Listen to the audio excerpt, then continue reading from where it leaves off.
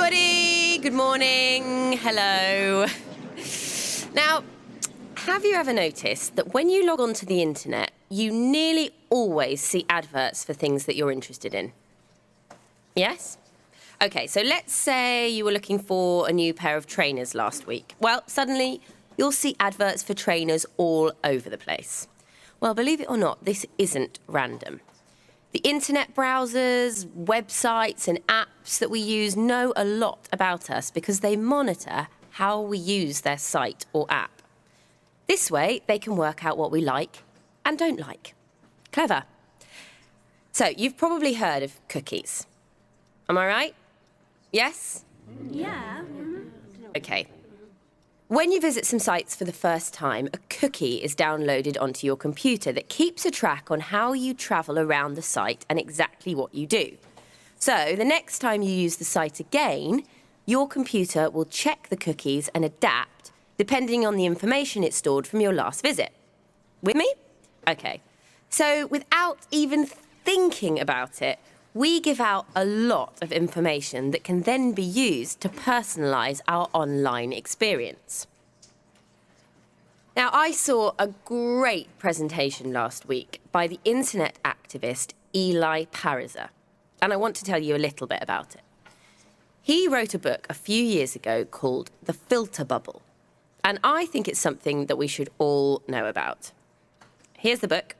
We actually have it in the school library if you want to borrow it. In this talk, I'm just going to give you a little taster. Now, he likens the filter bubble to an ecosystem, and he claims it is something that we should all be worried about. Now, after reading his book and watching his talk, I've got to say I agree with him. I think it's something you should all know about too. So, let me try to explain using a simple example. Imagine I support a political party. So to keep this really simple, let's call it the Yellow Party. Okay, so let's say I have lots of friends who also support the Yellows, but some of my friends support the Reds.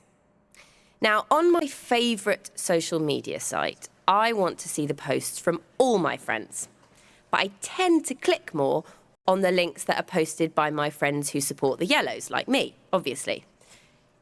Even so, I do still want to see what the Reds are posting about. With me? Okay.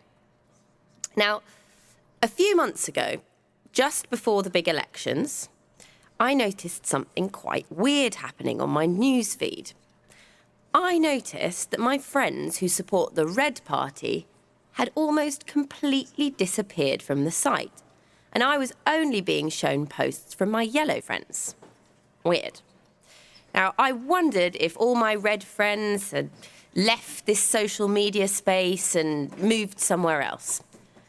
But when I clicked on their profiles to check, I could see that they had been busy posting links and talking to people, but their posts were being hidden from me.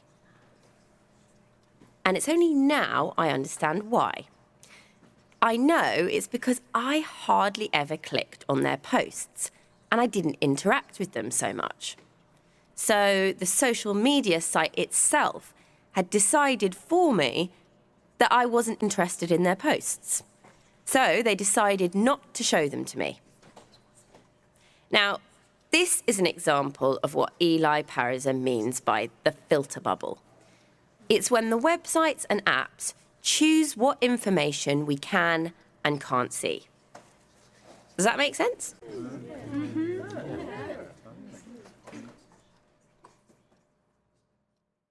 This recording was brought to you by the British Council.